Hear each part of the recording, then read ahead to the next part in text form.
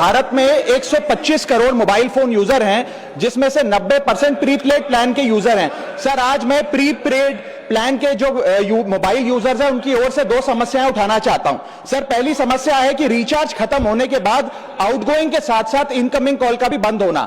Sir, जब prepaid plan expire होता है या मोबाइल रिचार्ज की वैलिडिटी खत्म होती है तो आपकी आवाज बंद कर दी जाती है। फोन मेरा, सिम कार्ड मेरा, नंबर मेरा, तो सर रिचार्ज खत्म होने के बाद आउटगोइंग कॉल बंद होना समझ आता है, लेकिन इनकमिंग कॉल बंद होना सरासर मनमानी है। सर, हमारा मोबाइल नंबर आज हमारी डिजिटल पहचान बन चुका है। एसेंशियल कम्युनिकेशन जैसे कि UPI payment, banking, OTP, train ticket OTP, PAN Aadhaar authentication, interview का कॉल, हॉस्पिटल का कॉल, मां बाप का गांव से कॉल, तमाम चीजें इनकमिंग कॉल और इनकमिंग एसएमएस से आती है और वो इसलिए बंद कर दिया जाता है कि इंसान एक रिचार्ज कराना भूल गया।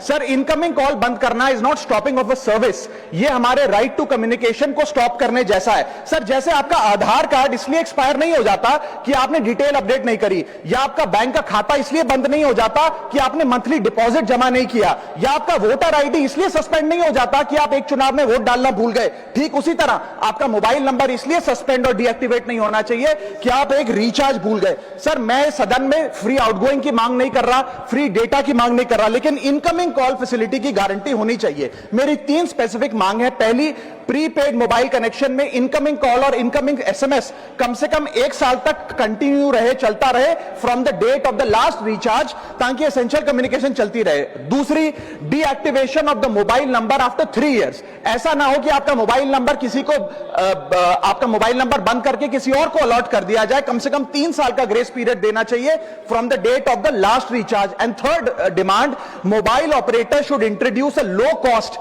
Incoming only plan. वो लोग जो सिर्फ इनकमिंग के लिए फोन रखते हैं उनके लिए, जैसे कि 10 रुपए में 180 दिन की इनकमिंग कॉल की फैसिलिटी, इस प्रकार की स्कीम्स मोबाइल ऑपरेटर को लानी चाहिए। दूसरी समस्या जो प्रीपेड कस्टमर्स फेस करते हैं वो है टेलीकॉम ऑपरेटर का 28 दिन का मंथली रिचार्ज। साल में सर महीने 12 होते हैं, लेकिन 28 दिन की रिचार्ज के माध्यम से 13 टाइम्स रिचार्ज कराना पड़ता है। कैसे सर? 28 दिन into 13 times is equal to 364 days. ये एक बड़ी क्लेवर स्ट्रैटेजी है जिसके चलते आपको फीलिंग 30 दिन की देते हैं, लेकिन आपसे डीलिंग 28 दिन की करते हैं। सर, दुनिया में हर जगह बिलिंग साइकिल कैलेंडर मंथ के हिसाब से होती है, 30 या 31 दिन।